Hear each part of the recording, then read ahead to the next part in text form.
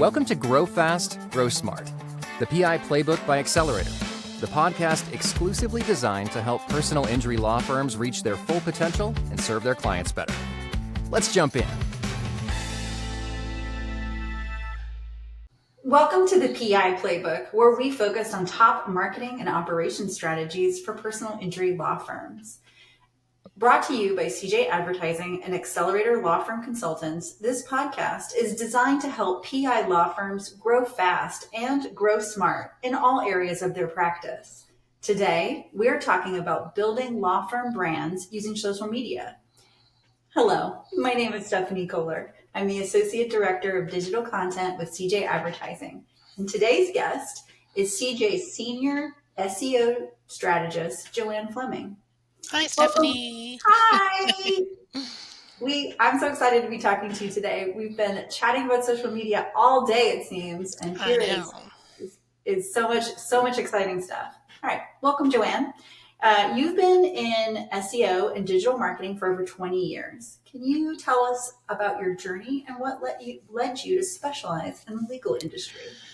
Yeah, absolutely. So I actually started as a domain portfolio manager and content creator, SEO optimizer in the early 2000s, back when it was still okay with Google to game the search results with keyword stuffing, content written on keyword-rich domains and make money off that. And then family circumstances moved us from Washington to Minnesota in 2008, where I began what turned into an almost 14-year career as a senior SEO digital marketing strategist and social media marketer with FindLaw, working with their highest level firms. I discovered I loved working with attorneys and continue to do so today. That's awesome. So I heard you said that you were doing SEO in the early 2000s. Yeah, kind of before it didn't even really have a name. It was more like, it was, how can we tweak this so we can make money off Google? Amazing. And there I was just watching Flash videos with no sense of what was happening. Yeah, it's funny because I just kind of fell into it, having worked at a domain name registrar, and just fell into it. And it turned out it was something I really loved and happened to be good at. So here we are today. Amazing. Well, CJ. I know you love SEO and you are very good at it. But tell our listeners what you do at CJ. So essentially, all of the things that I do are make changes and tweaks and updates to our clients' websites and Google business profiles, things of that nature, to help them show up better and have a broader share of voice and market share in the organic search results. Absolutely. So here's where SEO and social media start coming together. So recently, there was a significant Google leak that highlighted the importance of brand building for all firms, for all companies, including personal injury law firms. How has this information changed the landscape for law firm digital marketing strategies? So it was pretty interesting when the leak came out. Those of us who've been doing this for so long, there's things that Google has denied and said, no, we don't, that doesn't matter. We don't care. Turns out we were right and they were lying to us the whole time. I feel so gaslit. But the leak inferred that there were several brand signals built into the algorithm showing that Google favors bigger established brands. But for law firms, maybe that seems a little bit concerning, given that our industry, we don't really have giant brands in the law firm industry, right? But there's a trend towards micro influencers and things like that within not only the online search community, but within the social communities, directly triggers those algorithm signals, which is a great opportunity to build a strong brand for law firms. There are also compelling indicators that Google's algorithms correlate strong branded search volume with organic rankings. So basically, we're looking at if you've got a really strong branded search audience where you're getting a ton of branded search, that's going to directly impact organic rankings for your non-branded search. So brand is more important now than ever. That's awesome. Okay, so connect the dots for me. We've got this need for branded search, kind of for SEO competition and sort of online visibility. How does social media play into that? Like, when firms invest in social media from a brand perspective, how is that plugging into this SEO conversation? Yeah, it's pretty interesting because for the longest time, and there was arguments about this within our industry and everything. Social was completely separate from search. That is proven out to not be true. They're integral to each other's success. If you're looking at even a Google business profile in the search results, if you just search for a law firm's name and their business profile shows up in the search results, you'll see the social media, if they have a Facebook rank of 4.8 or whatever, that shows up in Google's business profile search results. And looking at building that brand, Google sees far more than we probably think they do. and it's all connected. Everything that you do online is connected to everything else you do online, whether it's your website and looking at the organic search or paid search, or its social media platforms, which of course you have a link to your website from those platforms. It's all connected, and it all helps. It's all hand in hand in concert with each other, helping build your brand across search and social. Absolutely. So we're diving kind of deeper into social media now. One of the things I wanted to cover was when we talk about a law firm's brand versus an individual attorney's personal brand on social media, what's the difference and how can they work together effectively in kind of establishing authenticity and brand overall? Yeah, that's a great question. So, really, again, they go hand in hand or at least work in concert with each other. It's really important for firms to create a clear brand identity and strategy, which is followed and implemented by every employee or partner in the firm. The majority of attorneys, primarily partners, choose to work within their firm's social media presence, building their brand alongside the firm's brand. It's important, again, to have that consistent voice.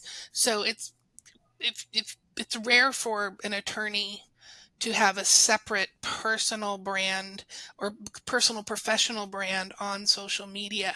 It does happen, but it's not as common as an attorney or a partner or even just a paralegal or an employee at a firm being part of the social strategy and building their personal brand within that strategy.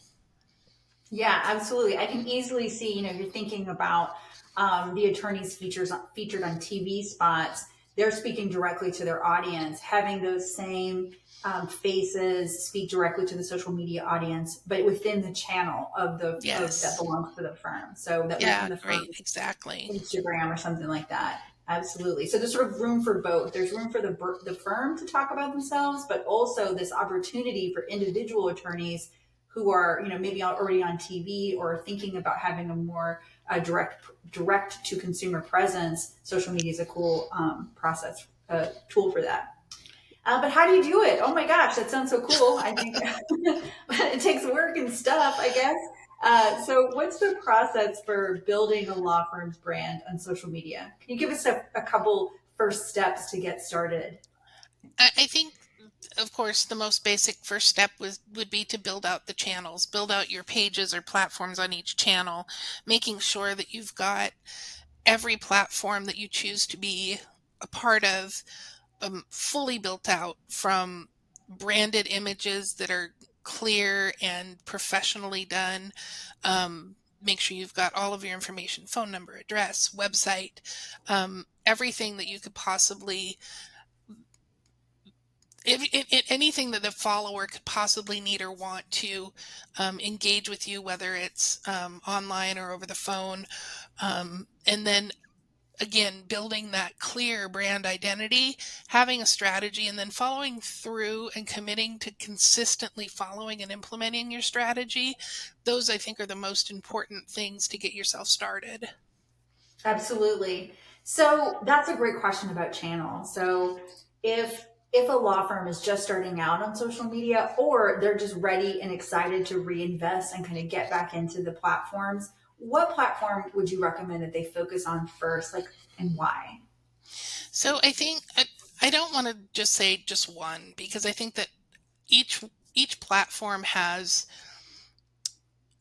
a significant value above the others, and they're all different, while at the same time overlapping. The top three, though, I think would be Facebook, LinkedIn, and YouTube. Facebook, it has been around longer than anybody, and the thing to keep in mind is most consumers expect businesses to have a presence on these platforms, and some folks will even overlook a business if they don't have a social media presence. Like, oh, well, you have a website, but you don't have a Facebook page. Okay, moving on. And I know that seems strange. Maybe it doesn't seem strange. I think to some folks it seems a little bit strange, but people these days want to see, they want that authenticity that you can find through a social media channel that you don't get from a website. But then if we want to look at Instagram, TikTok, Twitter, they also have value. But when we're looking at prioritizing, of course, time is money. So we've got to choose where to invest time and marketing efforts on social media, of course, which means prioritizing the channels that will provide the most return on your investment and which channels make the most sense for your brand. Absolutely. You said kind of that consumers might sort of question if a firm doesn't have any social media preference. And that really resonated with me. I do feel like when I'm evaluating a service in particular, if the web page doesn't have any social media, or when you click on the social media, it's kind of like empty or low content. It doesn't really look like there's much going on. What it says to me is that something is new, or maybe it's just kind of been put up, but there hasn't been a lot of kind of history behind. So there's sort of an authenticity trust marker to social media. Absolutely. What do you think about that? Yeah, absolutely. That's a great point. If I click on, maybe somebody's got a Facebook page icon on their website, and I'll click on it, and their last post was from 2014, which seems bizarre, right? Why would someone just leave their Facebook page sitting there for 10 years? And yet I see that all the time. Or, and it's like, why would you I'm immediately turned off. It's like you can't even be bothered to post once a month, let alone let it sit for years. And it's something that it's a ding to the brand. Yeah. Now, Um, on behalf of social media managers everywhere, I can easily imagine why there are some social platforms that folks got excited about, put some energy into. So, right. if you're a firm and you have some social media channels that haven't quite had the love that you may have wanted to put them, I give you a lot of grace. Yeah, I'm going to forgive you if your MySpace page is not built out, for sure. There's no time like the present to get reinvested in social media. Let's talk about Facebook specifically. So I like this. We're kind of thinking about what is that Facebook front page supposed to look like? So what element should the ideal law firm Facebook page include? So again, ideally, you're going to want to have branded profile picture, branded cover image, something that's warm and inviting. Just putting your logo on the cover image is fine, but put a picture up of people, smiling people with your logo with the people. It's a little more inviting. It's a little more of an invitation for users to engage with you immediately, as opposed to just bounce. Um, like I said earlier, make sure all of the page information is filled out, so that it's very clear that you have a healthy presence on the platform, and not just you threw something up just to have it. Absolutely, absolutely. Okay, so we're gonna shift gears to other types of platforms. So video content has been increasingly popular. That feels like such an understatement in Right? 2024. Video has become increasingly necessary. So it's a big leap for really any creative team to jump into video for the first time, or maybe revisiting it. how can law firms effectively use platforms like YouTube or TikTok without it feeling forced or inauthentic or just not being, it's so much work to do? Yeah. So, as someone who isn't comfortable on video, I mean, even to the point during the pandemic where I didn't want to be on a Zoom video call with my family. I just don't like being on video. And that's okay. Not everyone's comfortable doing that. So I can relate to that. But the good news is you don't have to be on video yourself to take advantage of these video platforms. There's ways to do video and for your firm to do video that don't require every single person to be on video. Um, whether it's doing, there's so many different ways to do it. And I mean, I could go on forever about it. But for those that are comfortable with video, the key to making the most of these platforms is authenticity. You don't have to post only quote unquote legal content. Go beyond the legal content.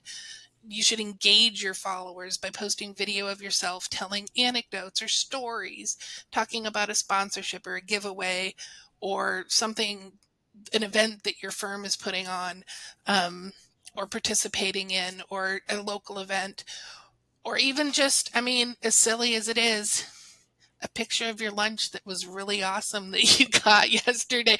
I mean, these are the things that engage users and invite people to want to recognize your brand and want to be a part of communicating with your brand online and through social media channels. Awesome. So lawyer lunch. Okay. Yeah. If that blows up as a hashtag, credit started here. Lawyers and lunches. I'm sorry in advance to everyone. No, it's perfect. I love it. Absolutely, absolutely. I think that, while you were chatting, I was thinking about how, some of us for whom MySpace might have been that first social media platform. It wasn't even mine. Mine is called 6 Degrees of Separation because it was the. Oh, I love that.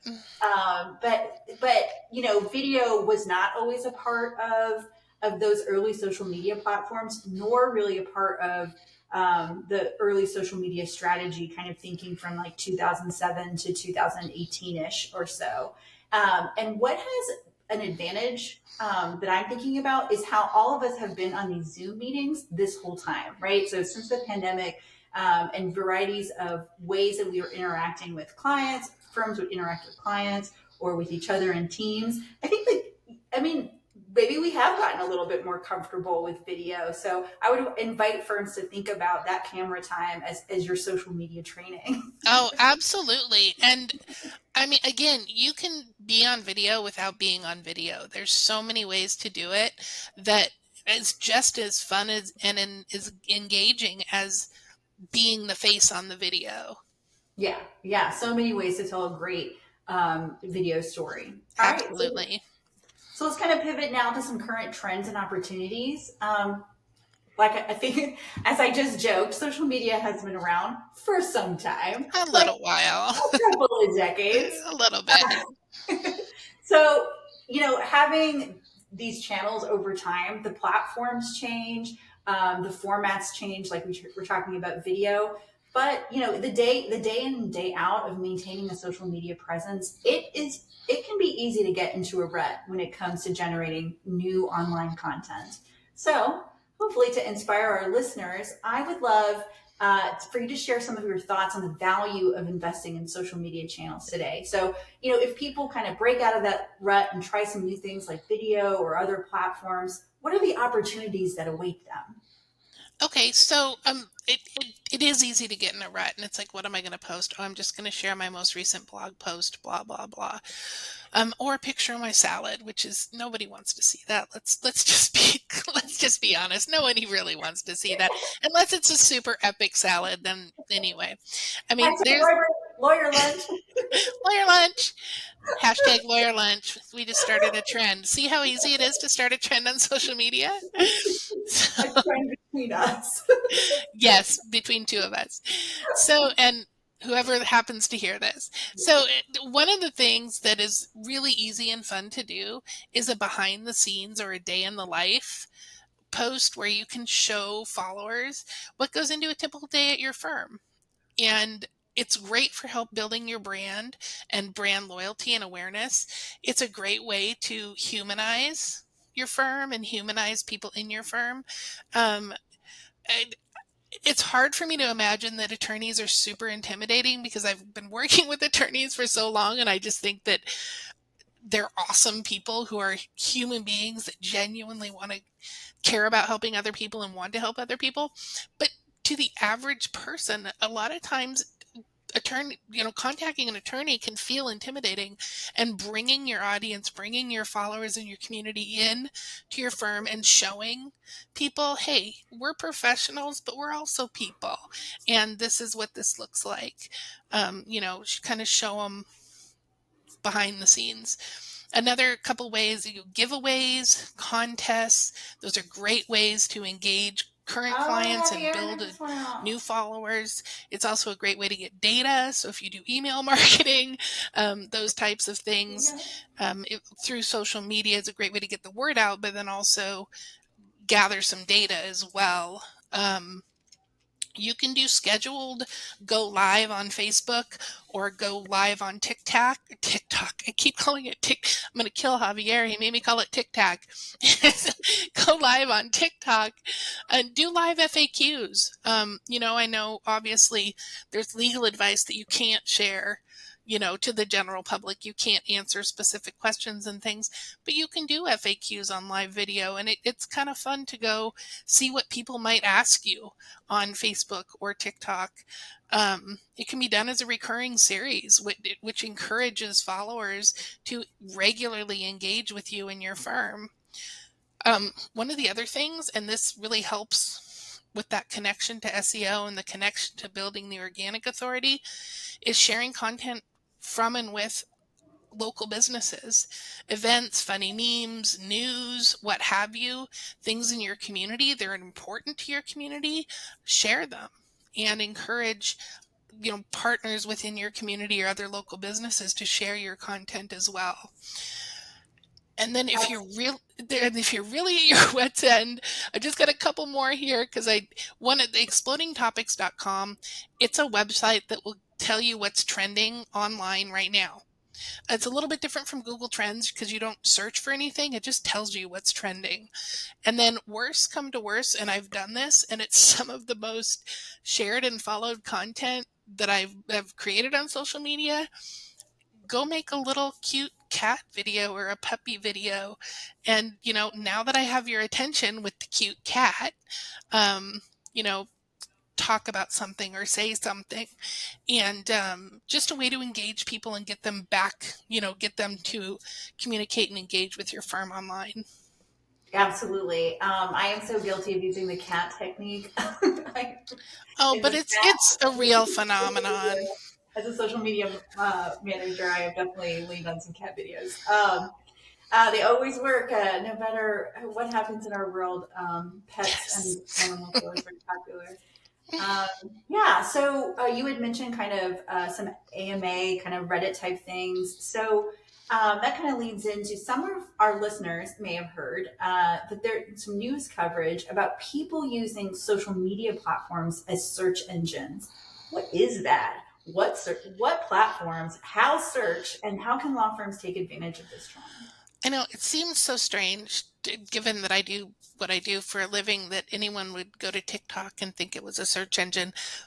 But they do, because they don't understand the difference anymore. There's less of a difference in users' minds between one website to another, whether it's Google or Facebook or Instagram or LinkedIn or what have you. Every single one of them, somewhere within an app, typically at the very top of a page, is a search bar. And if you ask folks, particularly older folks, what that is, it's a way to go search for things. They don't differentiate it from a search engine like Google or Bing or Edge or what have you, DuckDuckGo, whatever. They typically just see it as the exact same thing. So if you choose to have a page or a channel on a platform, you really need to make sure that it's well built out. So when people are doing those searches, that you're going to show up in the search results within that platform. Similar to having comprehensive content and a well built out website, your pages on the platforms matter from that perspective. So make sure they're, again, like I said earlier, have all the bells and whistles, everything's completely filled out.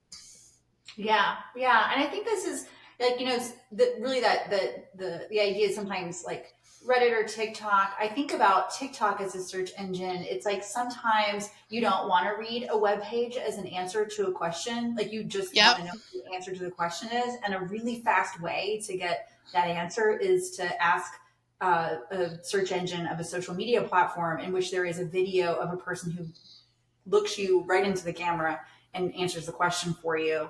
And that is a different user experience than, kind of sifting through the returns of a search query on Google or similar. So, yeah, I think it's a lot about what the platform is and then what the type of questions may be answers. And it's so interesting to me that people are turning to these kind of alternatives to search engines or alternatives to Google to get what they need. Yeah, it's not going to go back the other direction, I don't think. It's only going to become more prevalent, so we should just embrace it and get used to it and optimize for it.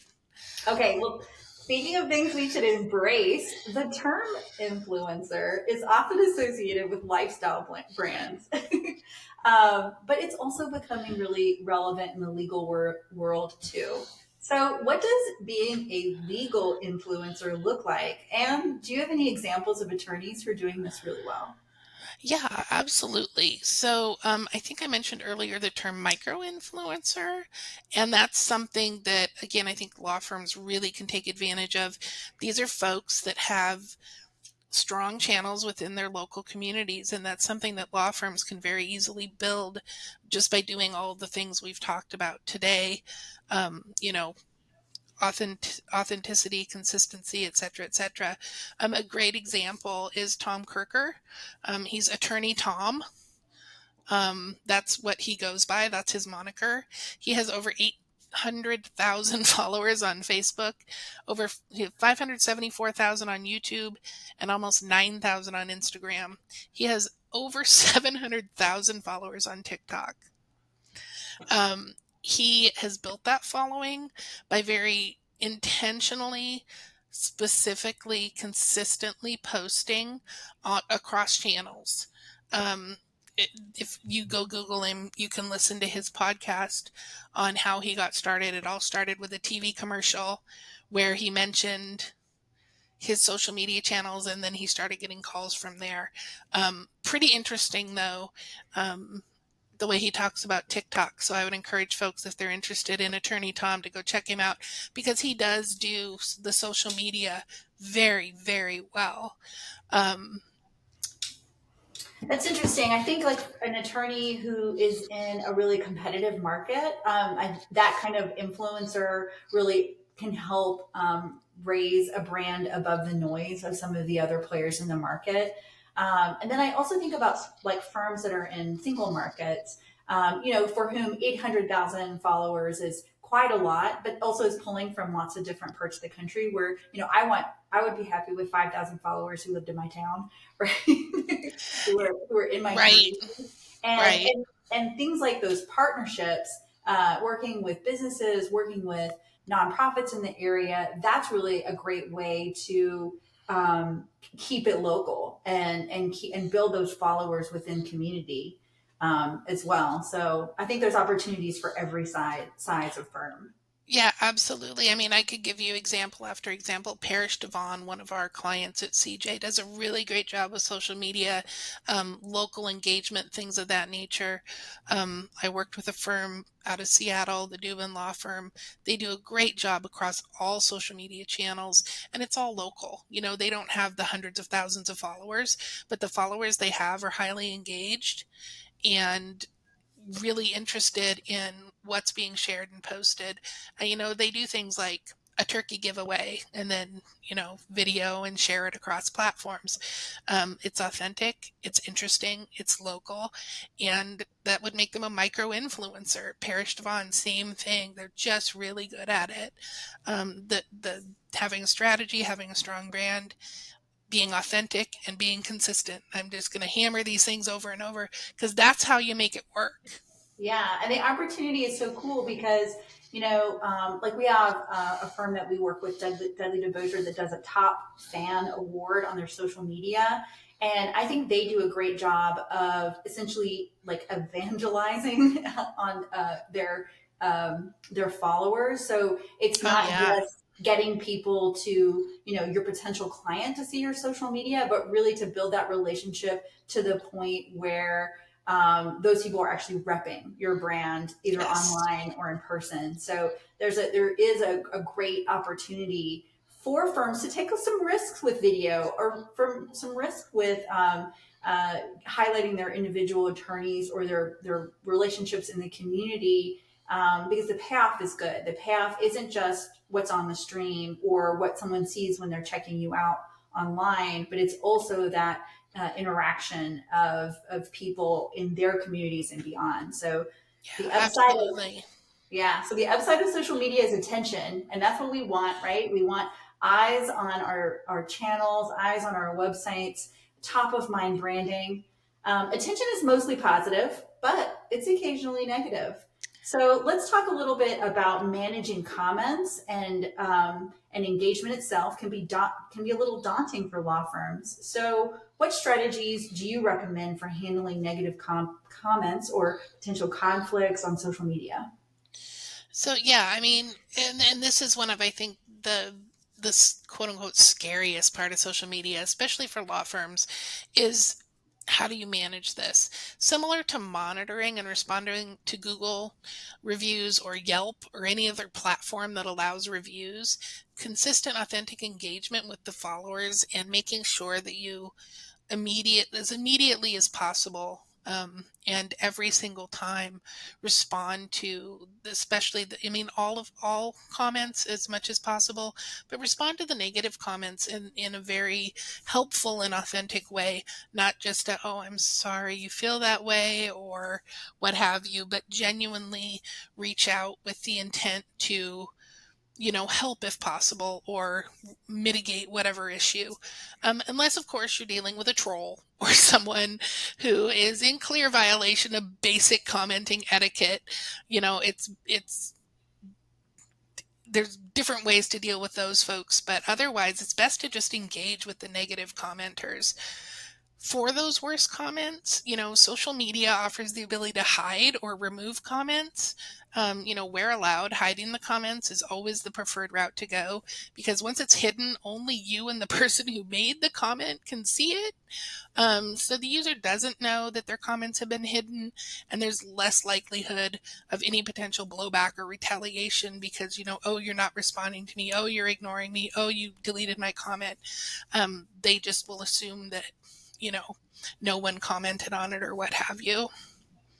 Yeah, at CJ, we do quite a few social campaigns that use paid social advertising. And something that we do to manage comments is that we can filter. So we can have certain words that are used in the comments to be filtered out so that they don't end up on our ads. So that's a tool that Meta has to support advertisers, and that's helpful. But I also add that while you're doing a campaign, whether that's an organic campaign, you're pushing out new organic content, or you're pushing out paid content, that's a great time to sort of be engaged with community management. And that's, yes, negative comments, but it's also positive comments. And that's the idea of just liking someone's comment or giving like a kudos to them really is a cool experience. Joanne, I think you have a fun story about that. Yeah, you're absolutely right. I was focused on answering the negative there, but the positive is just equally as important. I remember I commented on a Red Robin post at one point that I was really sad that they discontinued their smoky blue sauce. And they actually responded to me and were like, oh, we might have to look at bringing that back. And it's silly because, I mean, it's Twitter and it's a stupid sauce at a restaurant. But it made me feel good as a user that they were acknowledging that I was interacting with them and their brand. And even just a small comment or a like, people get that little warm fuzzy that is so important. And those are the people that are going to become loyal followers. And those are the folks that are going to help you grow your audience. Yeah. So setting aside time in your social media strategy for warm fuzzies. Exactly. I love that story because there is a view of your comment that the sauce you like is gone that is a negative comment and like, well done for this brand to like really give you a response, right? To say, hey, well, maybe we'll bring it back. And then ended up with a positive impression, that we're talking about today. And that's a super cool example of like how to kind of navigate some of the comments that you might be getting and just, reaching people where they're at online in terms of comments. Yeah, exactly. And by the way, they did bring the sauce back and I take full credit. Oh, yeah. Perfect. It's delicious. Exactly. So looking ahead, what are some emerging trends in digital marketing that firms should be aware of to stay competitive in these branding strategies? Yeah, so it's pretty interesting because I love this stuff so much. I'm kind of a nerd and I read up a lot on it. I just read something the other day. It's predicted that by 2025, which is only a few months away, folks, the number of social network users will surpass TV viewers. And I mean, that's huge, right? It's also predicted that there will be a greater emphasis on mental health and well-being online. And apparently there's like 39% of users that are addicted to social media. So it would behoove brands to incorporate some kind of well-being initiatives into their social media marketing strategies. Look, even just things like creating and promoting uplifting content, maybe forming partnerships with health organizations locally, launching education campaigns focused on mental health, anything that can kind of, acknowledge that, yeah, this is something that is fun and cool and informational and educational, etc. But keep in mind that we've got that component as well. Short form video will continue to dominate. So videos 60 seconds long or shorter. 60 seconds long to a few minutes. I apologize. I read that backwards.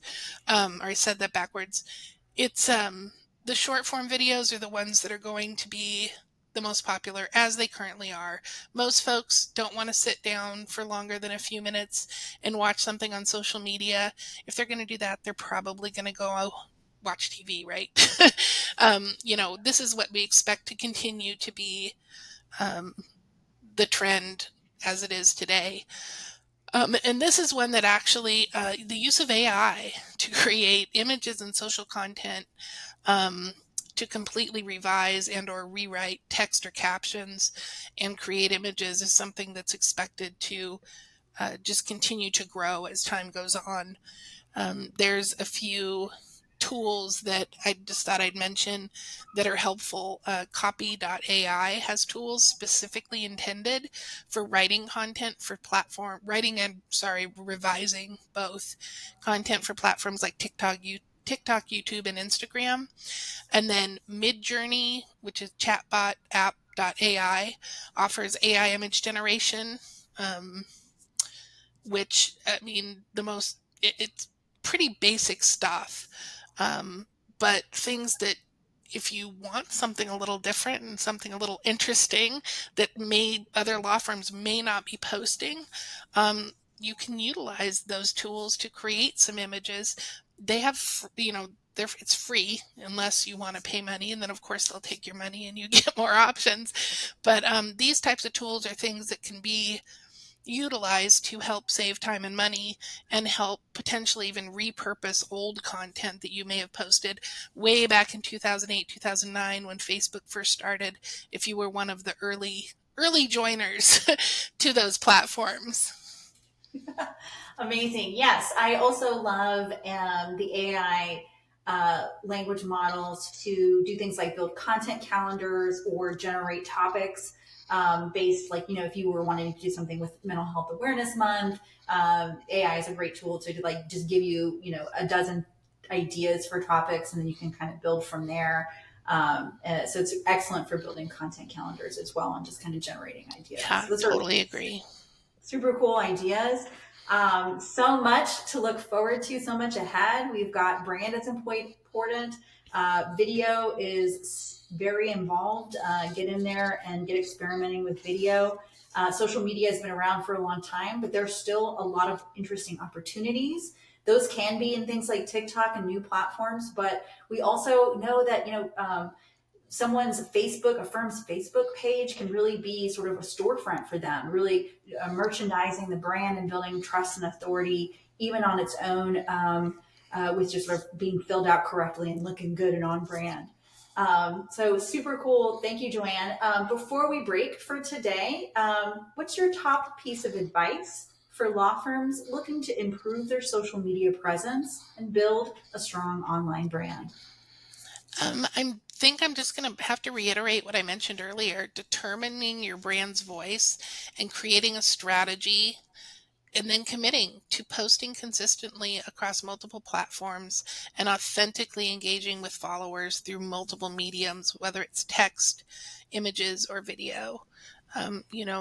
Just those very basic things will put you on your right foot forward and help set you up for success.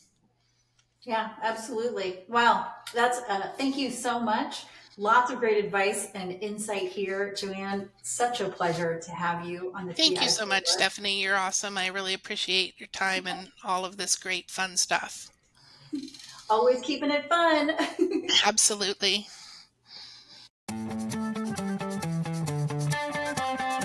That's all for today's episode of Grow Fast, Grow Smart, the PI Playbook by Accelerator. Be sure to subscribe for more tips and tricks on growing your law firm the smart way.